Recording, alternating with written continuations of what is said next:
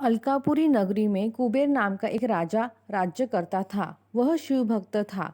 उनका हेममाली नामक एक यक्ष सेवक था जो पूजा के लिए फूल लाया करता था।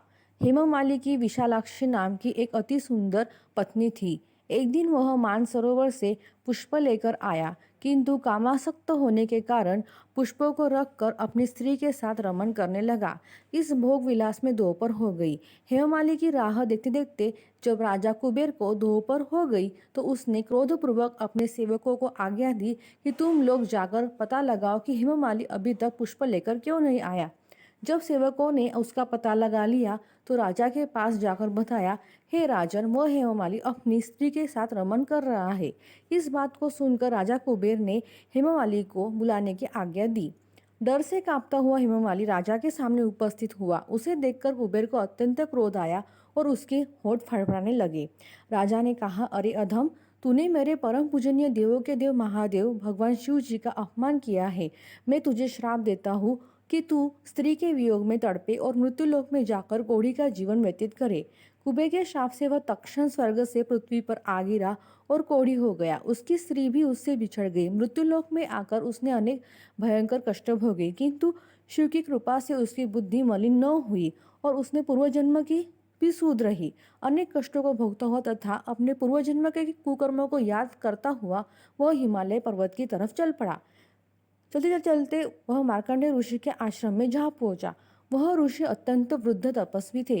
वह दूसरे ब्रह्मा के समान प्रतीत हो रहे थे और उनका वह आश्रम ब्रह्मा की सभा के समान शोभा दे रहा था।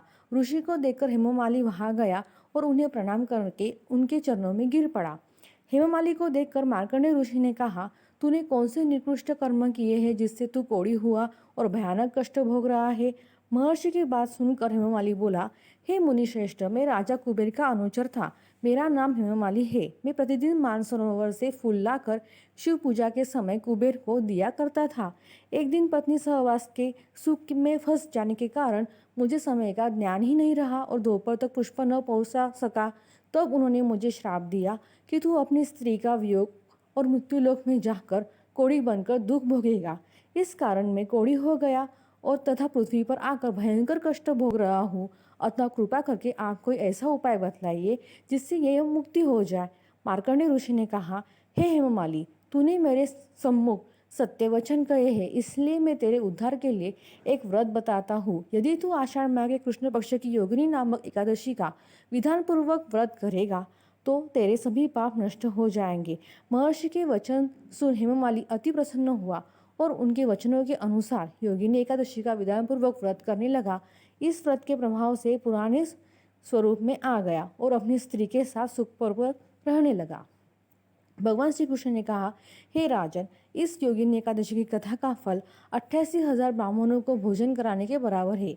इसके व्रत से सभी पाप नष्ट हो जाते हैं और अंत में मनुष्य मोक्ष को प्राप्त करता है।